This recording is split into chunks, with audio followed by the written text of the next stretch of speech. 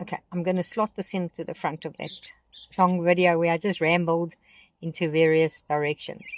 But my main focus of that particular talk was about the necessity of doing things like brewer's yeast, adding brewer's yeast to your diet if you need it. Your carnivore way of eating is going to save your life. It's going to save your life. It's going to give you, it's going to Benjamin Button you. It's going to make you younger than what you were 10 years ago, 20 years ago. You're going to be stronger, healthier. You are going to not have muscle cramps. You're going to sleep well. You're going to be happier. Your mood's going to be better. And just the carnivore diet on its own can do that. However, if you've got latent issues, old ones or things you're trying to fix, like my knee injury, and there's just things you need to add. You need to see what else you need to do. But don't shoot the carnivore down if you've got a knee pain that the carnivore did not heal, Wendy. And if your hair was a bit brittle with the carnivore diet and you couldn't add more fat because you're obviously the liver and the bile and all of that's not working optimally in my case. So my hair became brittle. So I need to add a supplement, which is the brewer's yeast. Or I need to add a treatment to the knee, which is the dimethyl sulfoxide, DMSO, and castor oil, external rub on. You would need to do things like electrolytes. You would need to take electrolytes if your body's not managing your electrolyte situation well. So, anyway, that ramble is about is what you have to do on top of doing the carnivore. But please, you need to just emphasize. Go carnivore. Carnivore is your foundation, your basis of new life. You will be younger in your physiology of your body, your mind, your internals, but it takes time. I'm on 18-19 months, and there's many aspects of my health that it's just concretized. It's just becoming set. Thank goodness, because I am so ecstatic and so grateful to all the carnivore greats on YouTube, and that have helped me, to get where I'm going,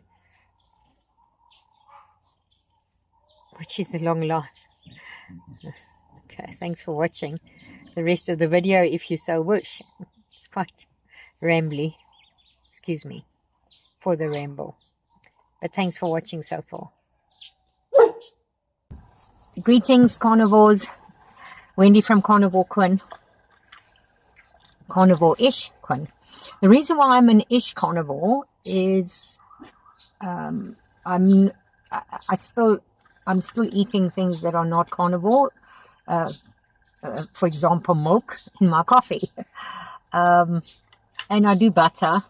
So I know that a lot of dairy products is animal products that we're allowed to eat that and still call ourselves carnivore.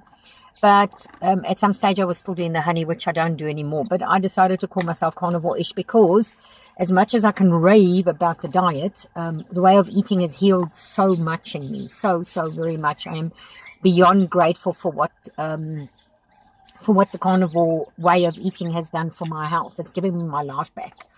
The weight loss has been, in my case, it was the most important, is the weight loss. The cramps was second importance. The muscle strength was third important. The general health, sleep has improved dramatically. Although I still wake up. I still don't sleep through and well, which is why I'm an ish carnivore. Because as much as I watch channels, and some of the guys that make channels, it seems like once they were on carnivore, they never had any issues. That's the impression I get. Apart from Carnivore Quest, I think theirs is a similar path to mine. Even though everything's wonderful, there is definitely still things that we need to do in another way of bringing full health. Now, one of the ways I do it is I do meditation. I also do I do the meditation, and also now why is the word gone, the affirmations. And there's thinking and movement therapy. I do movement therapy as well. The movement therapy kept me going during the really bad times when my body was failing me almost because of my diet. Although at that stage I was eating mostly vegetarian before I finally flipped over to carnivore, because I was trying to find a way to lose weight. I was just getting bigger and bigger and bigger. Anyway, I flipped over to carnivore on the 20th of March 2022 and have not looked back. However, in that time space, I had a sciatic attack of note. I've never had one that bad. Really bad. Really, really bad. And then I've still got numbness in the base of my foot on that sciatic side. And when I sit in a certain position, the sciatic still, it vibrates at me. I'm like, oh my soul, I've got to get this thing sorted. I've got to get it fixed. I don't do doctors. I haven't seen a doctor I'm fibbing. The other thing that happened to me as on the carnivore diet is I got a blockage in my colon. I nearly died. So apparently blockages of that nature can kill you. I didn't know that when I was ill, although I did say to my son that when they came in to check on me, because I was man down, lady down, carnivore down. I can't die yet. My house is in a mess. My things are not in order. I don't have a life insurance policy on the house bond. I don't have a life insurance policy. I don't have a life insurance policy. Oh my word, I can't die yet. So I still don't have a life insurance policy. The blockage happened in April. I didn't need an operation or anything, thank the Lord. I fortunately found a young doctor that he's cool. So but I don't do doctors. That's why I had to correct myself. I don't actually go to doctors unless it's for something that I cannot fix. I thought I had appendicitis. That's how pain, and it was exactly where the appendix is, but it wasn't appendicitis. It was a blockage. Anyway, that resolved after 6 days of agony, and gosh, you cannot know how, if your gut is not working and healthy, how sick that can make you. Anyway, it cleared after, it was longer than 6 days, because when we started the treatment, it took 6 days. So I was out of action again for 10 days. It wasn't too bad then. Someone understands then. So I'm a I'm a horseman. I work with horses. I do equine massage, and I also back and school. Not so much anymore, but I just say that I work with horses. On that level, I ride as well, and I teach riding lessons. So that's my day job. And horses get colic a lot. So now one knows how the horses feel if they have colic. It's unpleasant. You don't want to know what that feels like. Anyway, this happened on carnivore. So a lot of the naysayers were saying to me, it's because you don't eat any fiber. And I was like, oh, I was on carnivore for 1 entire year, eating meat, eggs, coffee. That's the other thing that I drink that makes me an ish. I do coffee, meat, eggs, coffee. At that stage, I was doing honey and an onion a week, maybe a cooked apple, just to my mincemeat.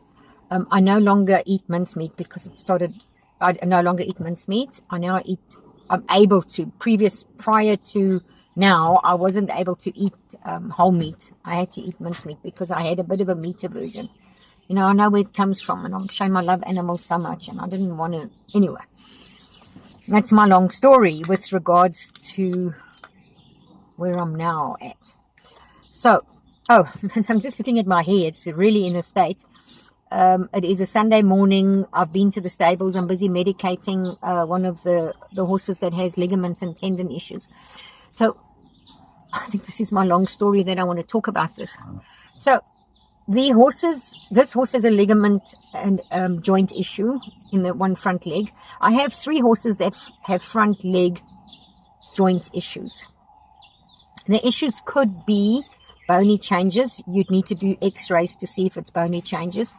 And you would also need to do, you can do scans, infrared scans. My setup is in such a manner that Moi has to find answers, because the treatment of these issues that these three horses have, the veterinary treatment, would going to cost you between 8,000 and 12,000 rand for a treatment course of 3 months per horse. And right now, that's not doable. The owners are not willing to spend that much money. So I said to them, okay, I will find an answer, because for every veterinary treatment, there is a herbal treatment, there is some other treatment that is given to us from above. So I need to just find the treatment. Now, fortunately, I have a vet that believes in the treatments I do.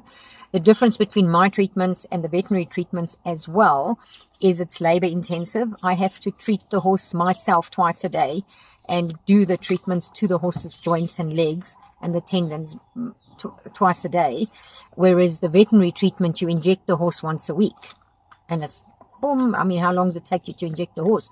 Maybe 5 minutes.